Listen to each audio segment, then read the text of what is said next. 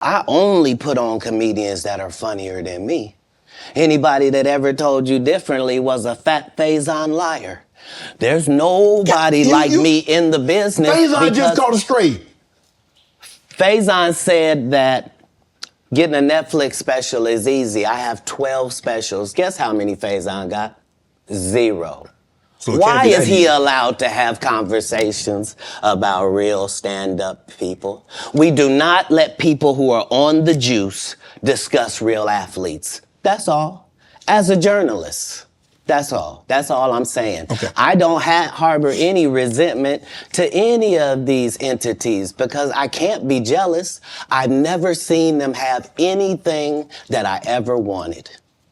If you sign up for their program, you get a light-skinned, weird-faced wife that never do an interview.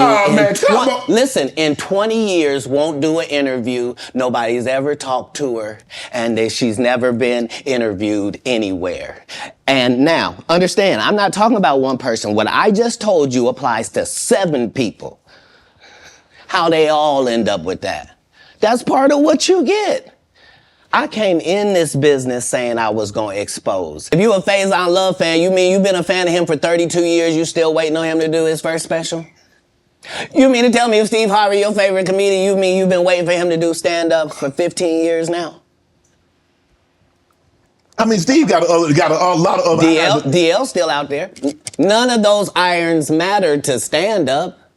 Who cares that they wrote a placard for you to do Family Feud on? Like, you're successful because we're surprised you can talk for a living and it's entertaining that you're going to say some funny country things. But not a writer. Right.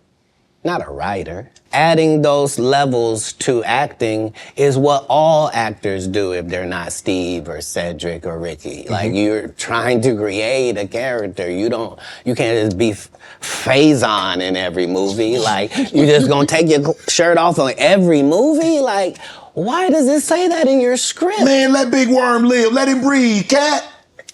Let Big Worm breathe. Stall him out now.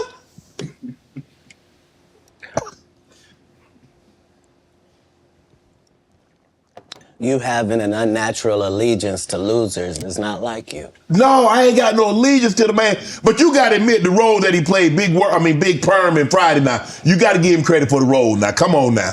Let me ask you a question. Yes. If what you're saying is correct, why wasn't he in Next Friday or Friday After Next? I mean, his role, it wasn't good. Sorry. There was a lot of people that appeared in the first one that weren't in the second one, Katt. I'm just telling you why.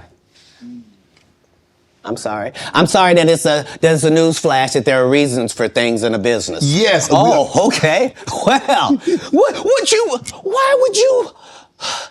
why did you bench D-Lo? He had 2 points. What are you talking about? Shut up. But I like him. Nobody cares about that. That's not what we're talking about. These are business conversations that deal with businessmen. Right.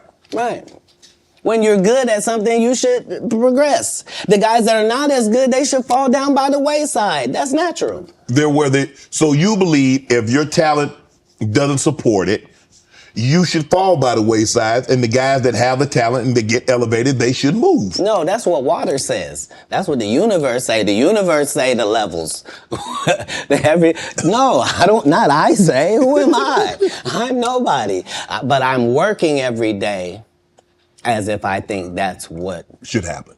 Is how it should be. And I'm choosing comedians that also write and work hard and don't steal other people's material. And I'm making sure that they all make $300,000 a season. And I'm making sure that they're not ever signed to me or my conglomerate. And that's why they're successful. No, you can work with me and still be an independent businessman, boss owner like you came in. Right. I don't need you to be subservient to me. That's those other guys that make you pay dues.